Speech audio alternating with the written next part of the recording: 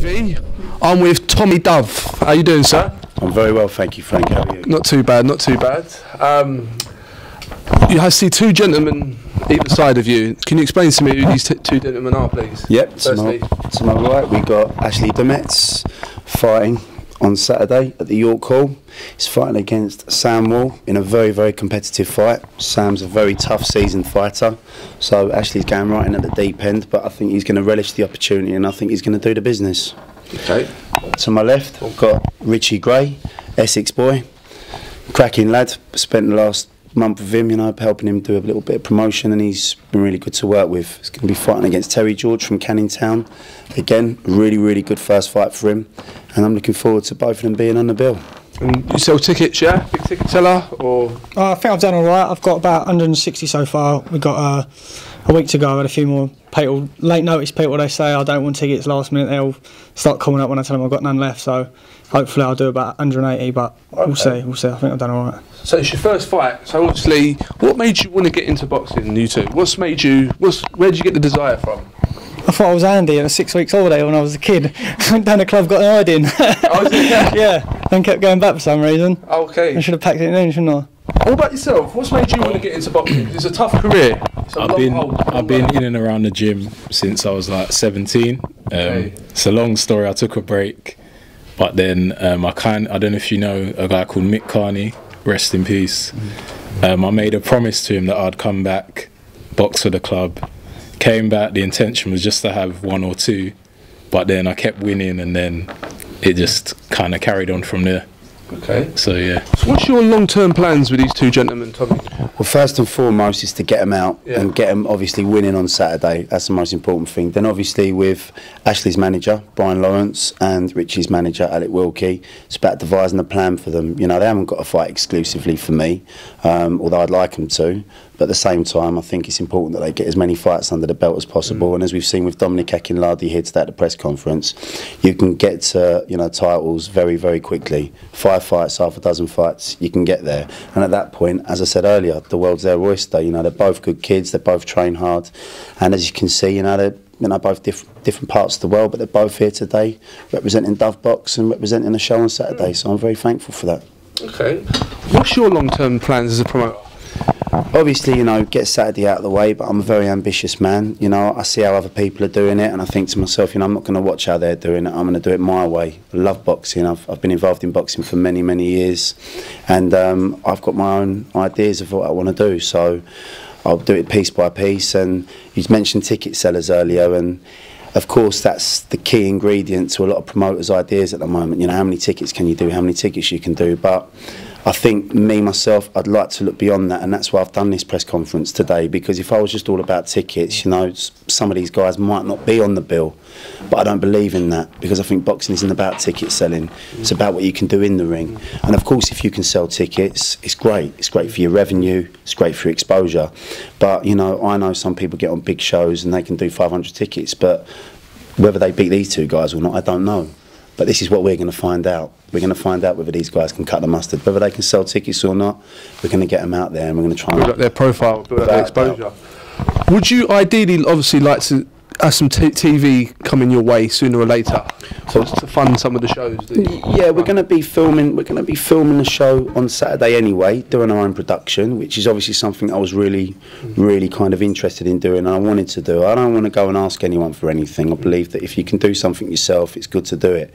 And I like to think I'm a little bit like Daniel Day-Lewis out of There Will Be Blood. I do my own drilling. So, you know, when I do something, I like to do it all myself from top to bottom. I don't want to get people to do my stationery for me. I don't want to get people to design my posters for me. I don't want to get people to do my videos for me. I want to try and work and do it all myself. Learn the hard way. Why not? You know, and then I learn it piece by piece. Like yourself. We all learn it the hard way. That's why we're sitting here. Yeah. You know, nothing comes to you on a plate. You've got to work very hard at everything, you know. That's obviously Tom's been good like that. Tom's been good, like spending a bit of time with me, and not all the promoters do that. I mean, obviously I'm new to it, I don't really know, but I know from what people have told me, they don't all spend time with the fighters, especially ones on their debut. You know, Tom spent time in his own time when he hasn't had to. We've gone out, done a bit of promoting together and things like that. And what sort of promoting? Just we've gone to meet people, you know, people he knows and people that he could have introduced any fighter to them, but he decided, right, these are my friends, I'm going to introduce me to them, and it's really nice. You know what I mean? It makes you feel good and comfortable around him. You know, like he cares about the fighters. It's not all about tickets to him. You know, he cares about the fighters themselves, and he said that from the start. And he's treated it that way, so it's good. You're complete opposite to a gentleman called Eddie Hearn. That obviously pound signs always runs into his head every time I speak to him. If it don't make money sense, he's not interested, and he tells you that openly, and he even tells you off camera. He's not, you know, to him, he's not shy to come forward and say that. Yeah. You know, Eddie Hearn is all about money. Yeah. You know, I've said it to him. He said it to me. You know, what's your take on that, Tommy? Yeah, I mean, obviously Eddie Hearn, you know, and Frank Warren, you know, they're at the top of the tree, so you can't look beyond what they've achieved. And obviously Frank's been in the game for, you know, generations. And when I was growing up, he was the man, and Eddie's dad Barry. Yeah. Eddie's come along, and he's got Sky, and he's got a great platform to be able to get the best fighters and to put the best shows on, and fair play to them both. I respect both what they do, but I'm starting at the bottom, so I can't have that view of, if it doesn't make me a pound note, I'm not going to do it, because otherwise I'm probably going to lose maybe, you know, 20 fighters a year on the base of that, and out of that I could have some champions. So for me, of course, it's got to make business sense, it's got to be done good business, but I always say you've got to lose a pound to make a pound, especially when you're coming up the way we are. So I respect to those two. You know, they're a million miles away from where we are at the moment, but hopefully we'll be able to do something in the future. Why not? Yeah. You're young enough. Yeah, I like to think so. What about the You're beard? young enough. It's all right. Yeah. No, well, a few. It goes with the suit. Smart. Thank you. I would also like to say to yourself, it's your first show, right? Yeah. So it's your first show. So you're going to be butterflies on Saturday night for yourself, yeah? Of course. Yeah. And I would like to think it would be that every time, because if you ain't got the butterflies and you haven't got the adrenaline, you haven't got the, you know, it's important to me, and I hope most importantly that the fighters come out of it well, and everyone's unhurt, and you know, everything comes through safe, get the wins they need to move forward, and everyone enjoys the show. That's key. I've put a lot of effort into it, so I'm not just leaving the curtain in the backstage and getting a ropey old DJ. You know, we've put everything into it. As I said before, you know, we've tried to do everything right. So Nathaniel Wilson as well, is that right? Yeah, Nathaniel's there. I mean, he's obviously a massive story coming up, and obviously he's going to be, I think, to be a massive name in the future, and he's a big name now. So you know, watch out for him. He's going to go far. All right, definitely. Anything else we need to say, lads? Anything else you'd like to mention? I just thank my sponsors again. Who is your sponsors? Advance FM, Glenn Thompson, he's bought all my kit and bits and bobs for me. Anything I'm needing really sorted out for me. CLM Floors, they paid for everything for me so far. Sponsors, isn't it? Yeah, they've paid for everything for me so far. Everybody started, yeah. People believe in me. People believe in me. So I've got to try and do my best. Look, for me, as long as everyone enjoys themselves, that's important to me. Like Lee, CLM Floors, he's paid me a wage, so I haven't got to work. Paid for all my medicals, everything, you know. I haven't had to pay for anything so far, which is it's a lot of pressure. People don't realise that. People don't realise that how much you have to do. I've got Bassett and Air Tattoo. Now they've took like bulks of tickets off me to help make it easy for me. Obviously, you have to sell tickets. You've made it easy yourself, but again, with people like that, it makes it easier.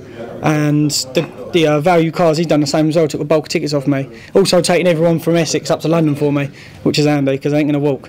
It's a long walk. It's a long walk, definitely. So you see some well-dressed people and Grey Steel. You're going to have the Towie mob there on Saturday night. All the Towie crew. No, none of that lot will be there. No, I don't think so. No. It's more on the matchroom side of things. You're always there at the matchroom. Yeah. But yourself, you've got a sponsor. I've got one sponsor, Fit for Less. They're like a new gym. Yeah. Okay. My friend sponsors me through them. He's one of the owners. Other than that, they're my first sponsor so far. But I've got lots of. I mean, I still like thanks Fitzroy Lodge, Miguel's, Double Jab, who I also boxed for as an amateur, and just everyone who's bought a ticket and who's coming to support me. Definitely. That sounds good. Yeah. Well, we're going to wrap it up here, lads, yeah? So there's Knuckle-up TV this Saturday night. Tommy Dove, Yorkhall, Bethnal Green. Be there. Brilliant. Nice one, Frank. Take care, alright? Nice one. Nice one.